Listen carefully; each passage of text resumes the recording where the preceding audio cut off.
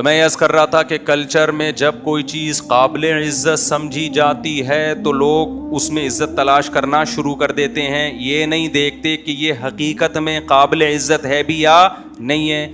اسی لیے اللہ نے ہمیں کلچر کی بھیंٹ نہیں چڑھایا, بلکہ اللہ نے پیغمبروں کو بھیجا ہے. وہ پیغمبر آپ کو بتاتے رہیں گے یہ صحیح ہے اور یہ غلط. اب وہ گائے کے گوشت پہ بات آئی تھی کہ کلچر انڈیا کا کلچر کیا ہے, گائے کا گوشت نہیں کھانا. کتنا بڑا ہندوؤں نے اپنا نقصان کر لیا, کتنا بڑا نقصان کر لیا اپنے مذہبی لوگوں کی باتوں میں آ کے.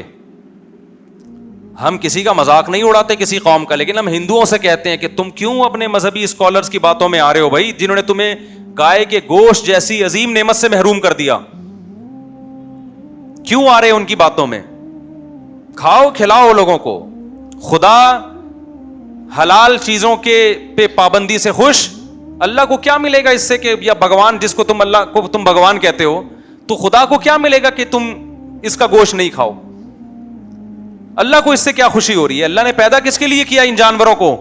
ہمارے لیے پیدا کیا. جب اس کا دودھ پیتے ہو, مرغی بھی تو کھاتے ہو نا. اگر ظلم ہے گوشت کھانا تو وہ مرغی کا گوشت کھانا بھی ظلم ہے, اور اگر ظلم نہیں ہے تو گائے کا گوشت کھانا بھی ظلم نہیں ہے. تو عرب کا کلچر تھا بتوں کی عبادت. کچھ چیزیں کلچر میں ٹھیک بھی تھیں, کچھ چیزیں کلچر میں غلط بھی تھیں. جو ٹھیک تھیں اسلام نے اس کو باقی رکھا.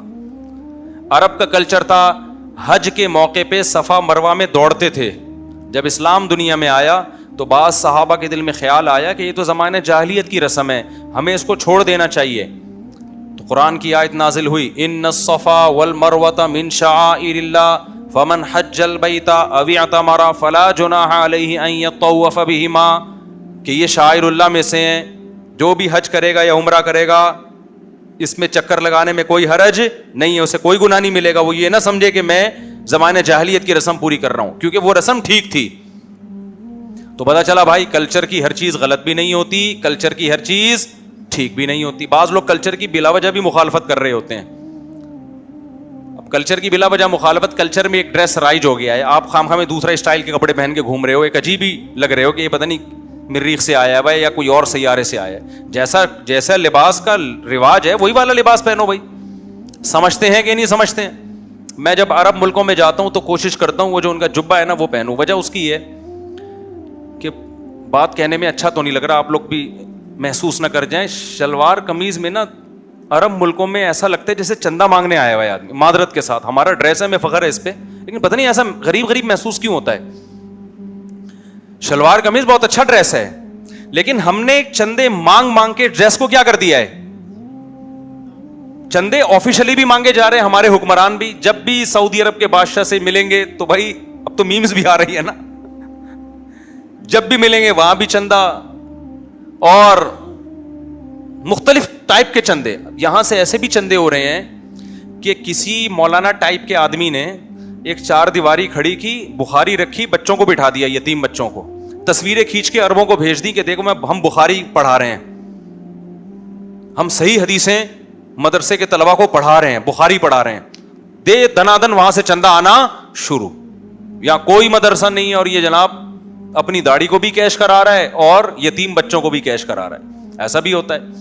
تو شلوار کا پھر ایسا امیج کہ غریب تو ایسا امیج بن گیا ہے نا کہ مجھے ڈر لگتا ہے کہ شلوار قمیض پہن کے کسی عربی کے پاس جا رہے ہو, یہ نہ سمجھے کہ یہ کیا مانگنے آ رہا ہے.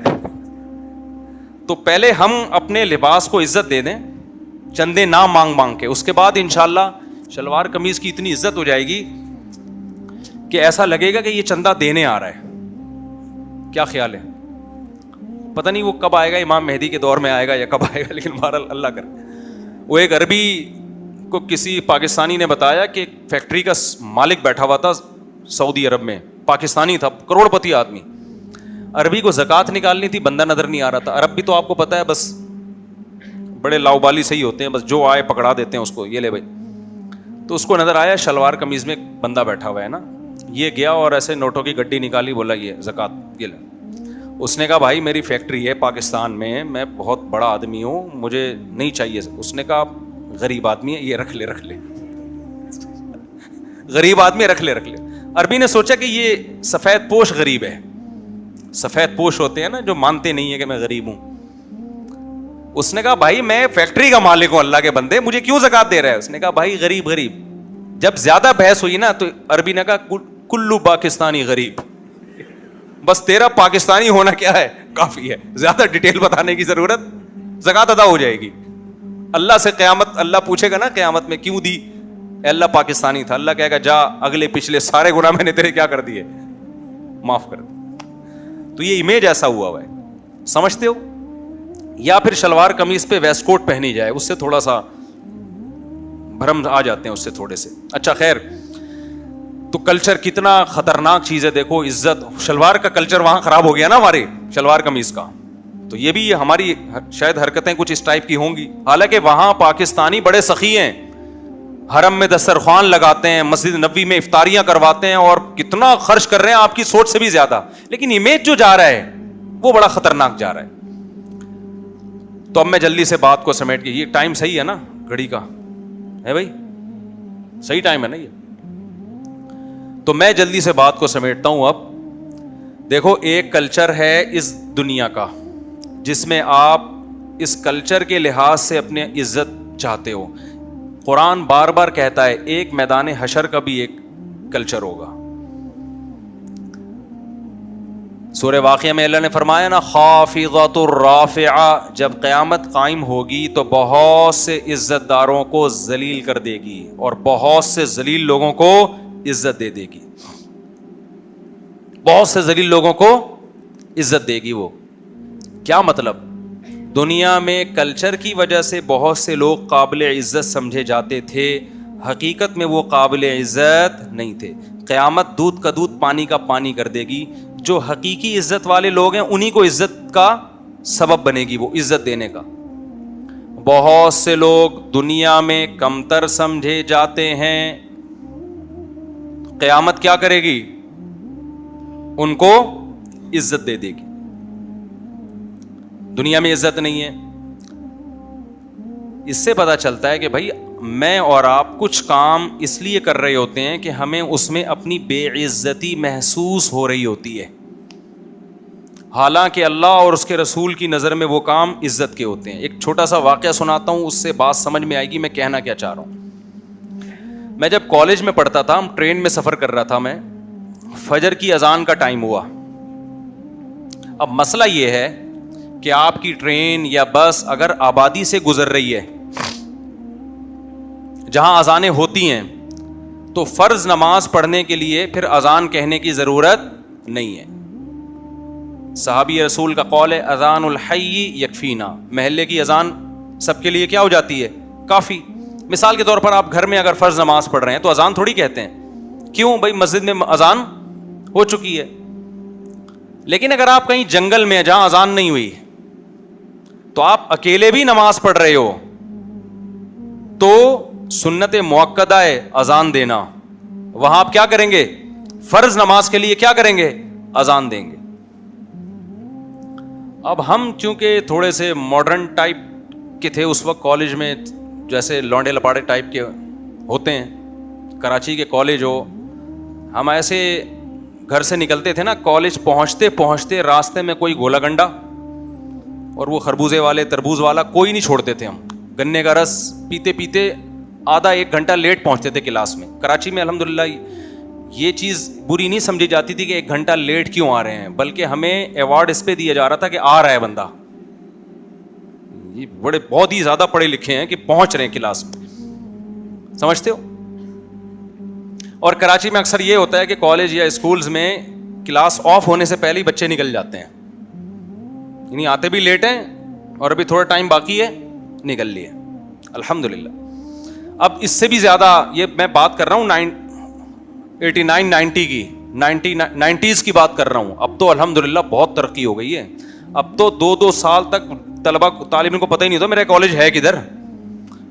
طالبین کو کہا وہ ٹیچر کو پتہ نہیں ہوتا. سندھ میں تو سندھ میں ٹیچر کو تنخواہ گھر میں مل رہی ہے, پرنسپل کی تنخواہ مل رہی ہے, جبکہ کالج یا اسکول وجود میں ہے ہی نہیں. بلوچستان میں بھی ایسے ہی, کیونکہ مجھ سے لوگ مسئلہ پوچھتے ہیں نا کہ مفتی صاحب میں گورنمنٹ ٹیچر ہوں اور مجھے تنخواہ ملتی ہے تو کیا یہ میرے لیے حلال ہے؟ تو میں کہتا ہوں اس میں حرام والی کون سی بات؟ کہہ رہے میں اسکول جاتا ہی نہیں پڑھانے کے لیے. میں کہتا ہوں بھائی یہ تو حرام ہے, آپ کیوں نہیں جاتے پڑھانے کے لیے؟ کہہ رہے میں کیسے جاؤں, ہے ہی نہیں اسکول, تو کہاں سے جاؤں میں؟ میپ میں ہے, حقیقت میں نہیں ہے. اس وقت پتہ چلا کہ ملک ماشاءاللہ ترقی کی راہ پہ گامزن ہے, سندھ میں بھی, بلوچستان میں بھی الحمدللہ. پھر اس نے مجھے تصویر بھیجی کچھ دنوں میں, ایک چھوٹی سی 4 دیواری ہے, گدھے بیٹھے ہوئے اندر 5-6. نے کہا یہ اسکول ہے. اب یہ کیا کرے آدمی, ان کو کیا سمجھائے جا کے؟ حرام پھر بھی ہے وہ تنخواہ, اس لیے کہ جب کوئی چیز ہی نہیں ہے تو تنخواہ کس بات کی لے رہا ہے بھائی, تو ریزائن دے دے. تو خیر کہاں سے کہاں بات چلی جاتی ہے یار. ہم واقعات اتنے ہیں نا, اتنے عجیب عجیب. اب آپ بتاؤ کوئی یونیورسٹی دنیا میں, آپ تو باہر سے آئے ہیں, کوئی دنیا میں ایسی یونیورسٹی دیکھی ہے آپ نے کہ 4 دیواری ہو اور بہت اونچی تعلیم دی جا رہی ہو, اس میں پرنسپل کو بھی تنخواہ مل رہی ہو, اسکول کے ہیڈ ماسٹر کو بھی تنخواہ مل رہی ہو, ٹیچروں کو بھی مل رہی ہو, اور جو فنڈ اسکول کی مینٹیننس پہ وہ بھی لوگ لے رہے ہوں, لیکن اسکول مارکیٹ سے شارٹ ہو. یہ فیسلٹی آپ کو پاکستان کے علاوہ اور خصوصاً بلوچستان اور سندھ الحمدللہ اس میں بہت آگے. میں نے تو ولاگ بنائے سندھ کے, سارے نہیں ہیں, سب اچھے بھی ہیں. اچھا خیر, تو بات کیا چل رہی تھی جلدی سے؟ ہاں, ٹرین میں جا رہا تھا. تو مسئلہ یہ ہے کہ جنگل میں یا جہاں کہیں قریب میں اذان نہ ہو تو وہاں پھر آپ فرض نماز اذان دینے کے بعد پڑھیں. اب ہم کالج کے عادی تھے تو نماز تو گھر میں ماحول تھا شروع کا, لیکن پروفیشنل مولانا ٹائپ کی چیز نہیں تھی ہمارے اندر کہ لوگ نسبت کر کے یہ مولانا ہے, ٹھیک ہے نا, یہ پسند نہیں تھا. نماز تو پڑھتے تھے, گھر کا ماحول تھا ہمارا. ٹی وی نہیں رکھا ہمارے والد صاحب نے گھر میں کبھی بھی. والد صاحب تو تھے بھی تبلیغ جماعت کے. اب کیا ہوا, فجر کا ٹائم ہوا تو اب مجھے مسئلہ کہ یار اذان دینی ہے. مجھے اذان دیتے ہوئے شرم آ رہی ہے یار, یہ لوگ کیا بولیں گے, یہ تو ملا نکلا. ہم تو اس کو پڑھا لکھا سمجھ رہے تھے, یہ کیا نکلا, ملا نکلا. اب مجھے شرم آ رہی ہے. میں نے کہا یار آج تو یہاں شرما رہا ہے اذان دیتے ہوئے, آج تو یہاں کیا کر رہا ہے, اذان دیتے ہوئے شرما رہا ہے. کل اللہ تعالی قیامت کے دن جب مؤذن کو اجر دیں گے, اس وقت کہہ دینا اللہ مجھے اذان دیتے ہوئے شرم آتی ہے. ایک اس چیز سے مجھے موٹیویشن ملی کہ یار عزت وہ جو اللہ کی نظر میں ہو. اور اس سے زیادہ مجھے جو موٹیویشن ملی نا, جو کام میرا ضمیر یعنی مجھے ملامت ہو رہی تھی کہ یار یہ لوگ بولیں گے ملا ہے, میں نے کہا اصل میں تو شرم ان کو آنی چاہیے پوستیوں کو جو پڑے ہوئے سو رہے ہیں فجر میں. رات ان کو خدا نے کھانا کھلایا, گہری نیند کس نے سلائی ان کو, بولو اللہ نے. کتنے بڑے انعامات, اور جب چاہے اللہ سیکنڈوں کے اندر اس ٹرین کو ٹریک سے ہٹا دے, سارے پڑے ہوئے ہوں گے کٹے ہوئے. اور خدا کا ایک مطالبہ ہے کہ حی علی الصلاۃ پہ لبیک کہو اور وضو کر کے میرے سامنے نماز پڑھو. تو شرم تو ان کو آنی چاہیے. میں نے کہا جب یہ غلط کام کرتے ہوئے ان بے شرموں کو شرم نہیں آ رہی تو ہمیں خدا کی طرف لوگوں کو بلاتے ہوئے شرم کیوں آئے. اس سے موٹیویشن ملی, ہم نے کھڑے ہو کر اذان دے دی. آئی بات سمجھ میں کہ نہیں آئی ہے؟ کیونکہ بعض دفعہ اذان دینا بھی ایک شرم والا کام سمجھا جانے لگا ہے. ایک رشتہ ٹوٹا ہمارے محلے میں, ایک صاحب کی بات طے ہو گئی, لڑکی والے آئے رشتہ طے کرنے کے لیے. اچھا خاصا ایجوکیٹڈ لڑکا تھا, پڑھا لکھا خوبصورت لڑکا, ہینڈسم. وہ اذان بھی دیتا تھا مسجد میں جا کے. اس نے اذان دی ہے تو لڑکے کے والد نے فخر سے لڑکی والوں کو بتایا کہ ہمارا بیٹا ماشاءاللہ اذان بھی دیتا ہے. انہوں نے کہا بھائی یہ تو ملا ٹائپ کا آدمی نکلا, رشتہ توڑ دیا. صحیح ہے نا, رشتہ توڑ دیا. سمجھتے ہو کہ نہیں سمجھتے ہو؟ او بھائی عزت اس چیز میں ہے جس میں اللہ کانفیڈنٹلی آپ جب کوئی کام کریں نا تو اس میں شرم کی ضرورت نہیں ہے. شرم کیسی بھائی. تو ہم نے پھر اذان دی, پھر ہم نے کہا یار ان پوستیوں کو شرم آنی چاہیے. انسان بڑا اپنے آپ کو پتہ نہیں تکبر کی وجہ سے اس کا دماغ خراب ہو جاتا ہے. 2 ٹکے کی اوقات نہیں ہے انسان کی بھائی. یہ آج جو ہمارے ایک لبرل لوگ 3 پیس سوٹ ٹائی پہن کے اپنے آپ کو پتہ نہیں کیا سمجھنا, پڑھا لکھا سمجھنا شروع کر دیا. بھائی تمہارے پر ذرا سی اللہ کی نظر ہٹ گئی, 2 ٹکے کی حیثیت نہیں ہے.